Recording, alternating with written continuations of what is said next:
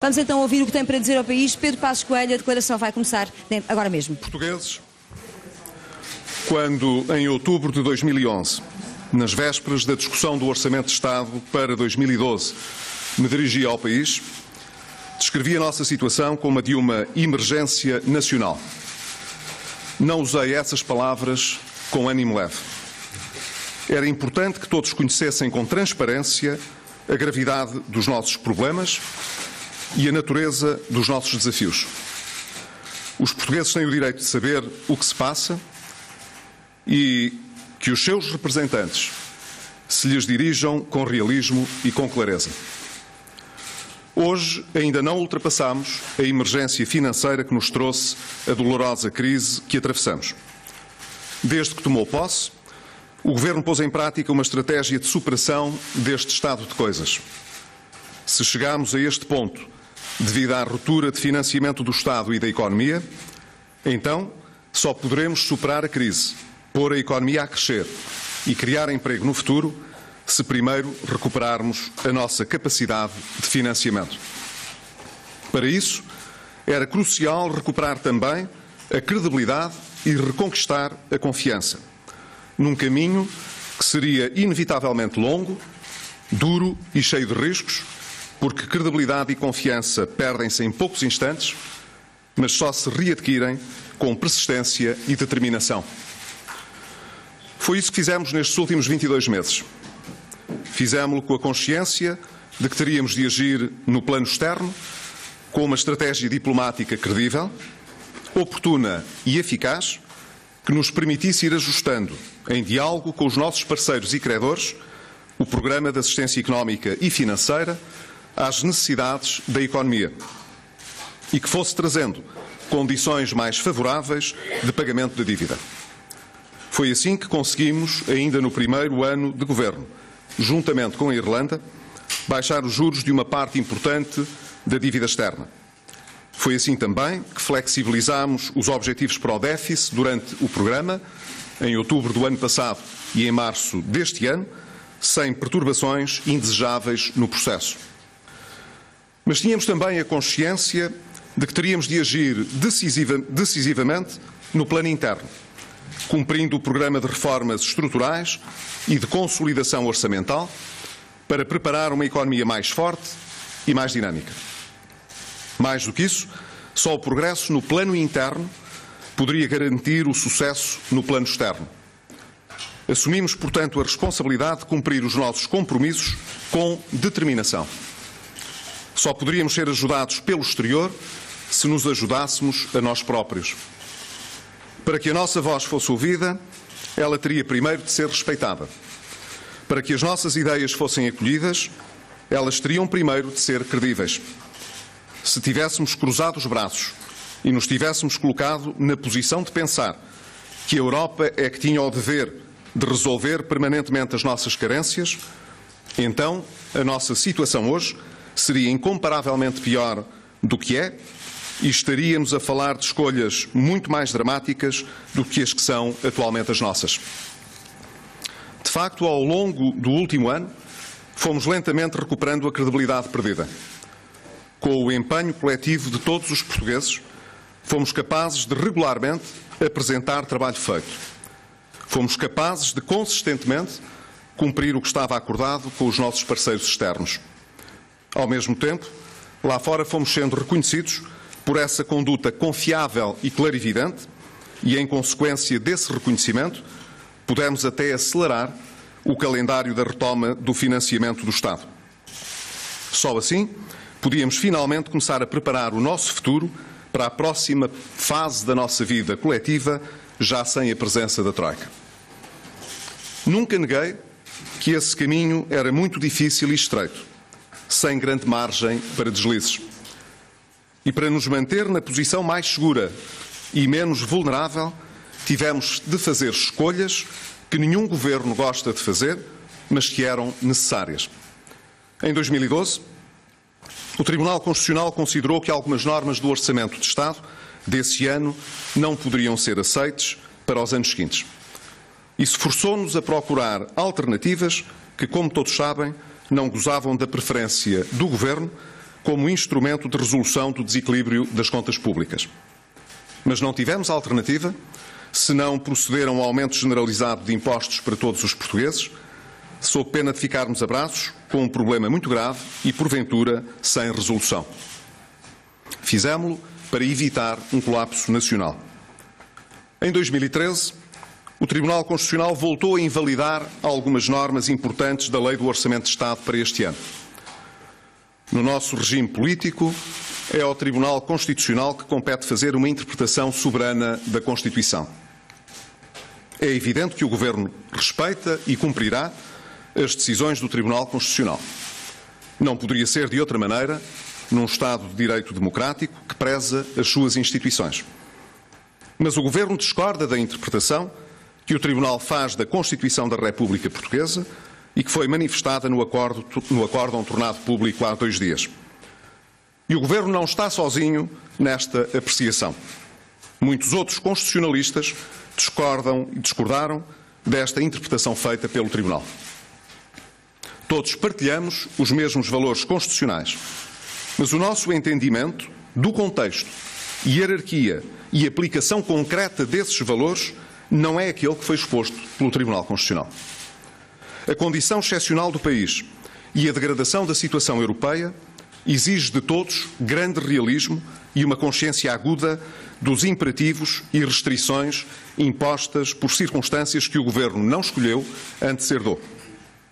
Em tempos de exceção, as nações podem precisar de respostas excepcionais, como é o nosso caso. Se essas respostas não puderem ser encontradas, os valores importantes que a Constituição consagra poderão ficar em causa de forma muito mais grave. Ninguém poderá negar que esta decisão do Tribunal Constitucional tem consequências muito sérias para todo o país.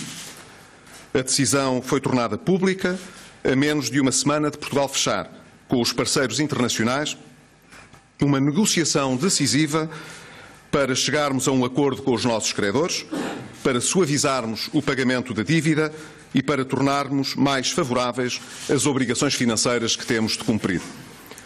Este acordo assume a maior relevância no caminho que estamos a trilhar para terminar em 2014 a intervenção da Troika e para podermos recuperar o acesso normal a financiamento. A decisão do Tribunal Constitucional torna a posição portuguesa mais frágil nessas negociações em torno dos reembolsos e maturidades dos empréstimos externos que contraímos. Ainda assim, quero garantir que estou a fazer tudo o que se encontra ao meu alcance para, com o Sr. Ministro de Estado e das Finanças, apesar destes obstáculos, proteger os interesses de Portugal nessas negociações. Em termos mais gerais, o acórdão do Tribunal Constitucional introduz incerteza e imprevisibilidade num processo já de si extremamente exigente. Corre em sentido contrário à orientação estratégica de regresso aos mercados. Conseguir que o Estado se voltasse a financiar autonomamente e, com isso, que as condições de financiamento das empresas e das famílias se tornassem mais favoráveis. Por sua vez, com a melhoria e a maior fluidez do financiamento, cresceria igualmente a confiança de que concluiríamos o nosso programa de assistência económica e financeira conforme previsto. Quer isto dizer, portanto, que a decisão do Tribunal Constitucional constitui um risco para todo este processo. Mas as consequências desta decisão têm uma outra dimensão mais concreta. Em primeiro lugar, num plano mais imediato, coloca obstáculos muito sérios à execução orçamental de 2013. Precisamente quando tínhamos acabado de flexibilizar as metas do déficit para este ano e para os anos seguintes. Darei, por isso, instruções aos Ministérios para que procedam às necessárias reduções nas suas despesas de funcionamento para compensar o que o acórdão do Tribunal Constitucional agora vedou. Será, com certeza, um processo de grande dificuldade. Em segundo lugar, torna problemática a necessária consolidação orçamental para os próximos anos e que constitui, não nos podemos esquecer, uma condição necessária para a fase pós-Troika. E é preciso recordar que a redução do déficit constitui igualmente uma condição indispensável para a manutenção de Portugal na área do euro e na dianteira do projeto europeu. Arriscar este grande desígnio, que nos últimos 35 anos sempre reuniu um grande consenso nacional, seria condenar o projeto de sociedade que Portugal ambicionou para si quando consolidou a sua democracia. Em terceiro lugar, não nos esqueçamos de que, com a decisão do Tribunal, a 7ª revisão regular não fica concluída e que o correspondente montante não será desbloqueado enquanto isso não acontecer. Terei de explicar esta circunstância à Troika para assim defender o interesse nacional e salvaguardar condições que estimulem, no mínimo, de crescimento e o emprego. Perante tudo isto, tenho o dever de não esconder dos portugueses nenhum contorno essencial das dificuldades que já tínhamos e a que agora acrescentamos outra, sem nem das consequências que elas acarretam para a vida de cada um de nós. E tenho o dever, como Primeiro-Ministro, de assumir a responsabilidade que me cabe para fechar esta crise que nos atormenta há tanto tempo. O Governo, mandatado pelo povo português para vencer a emergência nacional e apoiado na Assembleia da República por 2 partidos numa coligação coesa, afirma hoje perante o país que enfrentará, lado a lado com os portugueses, todas estas dificuldades. Desenganem-se aqueles que veem nestes acontecimentos um simples revés para o Governo ou para os partidos que o apoiam. Depois desta decisão do Tribunal Constitucional, não é apenas a vida do Governo que se torna mais difícil. É a vida dos portugueses que fica mais difícil e é o sucesso da recuperação nacional que se torna mais problemático. Por outro lado, a emergência nacional envolve todo o país, toda a sociedade, todas as instituições nacionais, todos os órgãos de soberania. Mais do que isso, não é correto dizer que o programa de assistência vincula apenas este Governo, que de resto não o preparou nem negociou. O programa vincula todo o Estado português, incluindo, evidentemente, todos os seus órgãos de soberania. Uma vez que o Estado ainda está dependente do financiamento dos nossos parceiros europeus para fazer pagamentos, fornecer serviços, pagar salários e pensões, manter o Estado Social, a alternativa ao cumprimento do programa seria submeter-nos a um outro programa, prolongando a dureza e a penosidade dos sacrifícios. É isso que temos de evitar. Daqui resulta o imperativo político fundamental da nossa situação de hoje. Tudo teremos de fazer para evitar um segundo resgate. Não posso permitir que se desperdicem os sacrifícios que os portugueses têm feito nos últimos anos. Mas isso não se consegue apenas com desejos vagos ou com a formulação de intenções. Exige atos concretos que compensem os desequilíbrios orçamentais criados pela recente decisão do Tribunal Constitucional. É uma ilusão perigosa julgar que não precisamos agora de encontrar alternativas, que basta ficarmos quietos à espera que tudo se componha como que por milagre. A este respeito, quero dizer a todos os portugueses que o Governo não aceita aumentar mais os impostos, que parece ser a solução que o Tribunal Constitucional favorece nas suas interpretações. Fazê-lo poria em causa irremediavelmente as nossas possibilidades de recuperação atempada da economia e da criação de emprego. Por conseguinte, só nos resta a alternativa de acelerar e intensificar alguns aspectos da reestruturação do Estado com impacto direto na despesa pública. Mas agora, dadas as restrições impostas pelo Tribunal Constitucional, teremos de o fazer com instrumentos de outra natureza. Para compensar o desequilíbrio agora aberto no orçamento em 2013, teremos de pôr em prática ainda este ano medidas de forte contenção da despesa pública, nomeadamente nas áreas da segurança social, saúde, educação e empresas públicas. Não duvido que aparecerão vozes a protestar que com isso estaremos a pôr em causa o Estado Social e que o Governo não aprende a lição parando com a austeridade. Mas o Governo não pode compactuar com essa demagogia fácil e, para defender o Estado Social, precisa de garantir o dinheiro que suporta as suas despesas. Ora, o Estado não dispõe de financiamento necessário e, sendo assim, está impedido pela realidade dos factos de realizar parte das despesas. Só ultrapassaremos esta situação diminuindo, portanto, a despesa e cumprindo as nossas obrigações externas. Não será um exercício fácil, quando temos em conta a redução de despesa pública que o Governo nos últimos 2 anos já efetuou. Em 2 anos, reduzimos a despesa primária do Estado, isto é, a despesa do Estado sem contar com o pagamento dos juros da dívida, em mais de 13 mil milhões de euros. Facto que não tem qualquer precedente na nossa história democrática. Foi, aliás, este esforço de disciplina no lado da despesa que nos permitiu até compensar parte da perda de receita fiscal que ocorreu em resultado da crise económica. A complexidade e a preparação que medidas deste tipo requerem apelam à mobilização da sociedade civil, do Governo e do Estado para a sua formulação. Nas próximas semanas, teremos de proceder ao estudo e ponderação de alternativas possíveis e o Governo está naturalmente receptivo a todas as propostas razoáveis, fundamentadas e objetivas que a discussão pública possa suscitar. Mas a necessidade de equilíbrio das contas públicas diz respeito igualmente aos próximos anos. E aqui as nossas perspectivas serão tanto menos cinzentas quanto mais o sistema político compreender a indispensabilidade do compromisso.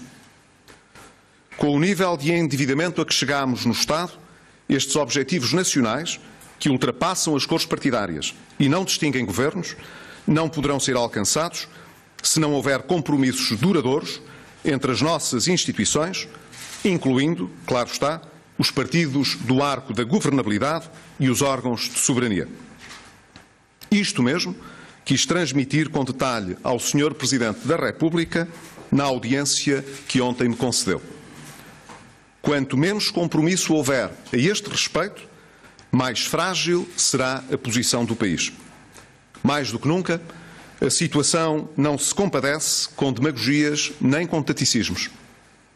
Cada um dos agentes políticos tem de se pronunciar sobre esta matéria, que, volto a repetir, é central para o futuro próximo do país no quadro europeu. Se o nosso futuro nos compromete em conjunto, então todos têm uma palavra a dizer sobre a sua preparação e todos têm o dever de assumir as suas responsabilidades. Da parte do Governo não haverá hesitações. Permitam-me, pois, que o diga com clareza para que não subsistam quaisquer dúvidas. O Governo está comprometido com todos os objetivos do Programa de Assistência e reafirma o cumprimento das obrigações internas e externas do Estado português. E como Primeiro-Ministro, renovo aqui e hoje o compromisso de fazer tudo o que está ao meu alcance para, atacando as dificuldades acrescidas, fecharmos esta crise de uma vez por todas. Com a legitimidade que me foi conferida pelo povo português e pela Constituição, agirei até ao limite das minhas forças na defesa do interesse nacional. Com o orgulho de ser português, que partilho convosco, com a mesma dedicação ao país que também vos move, trabalharei em cada hora, juntamente com o Governo que lidero, pelo futuro que é de todos. Nós, os portugueses, não desistimos. Porque não desistimos de Portugal, não desistimos da nossa autonomia, não desistimos da nossa liberdade, não desistimos do nosso futuro. Muito obrigado.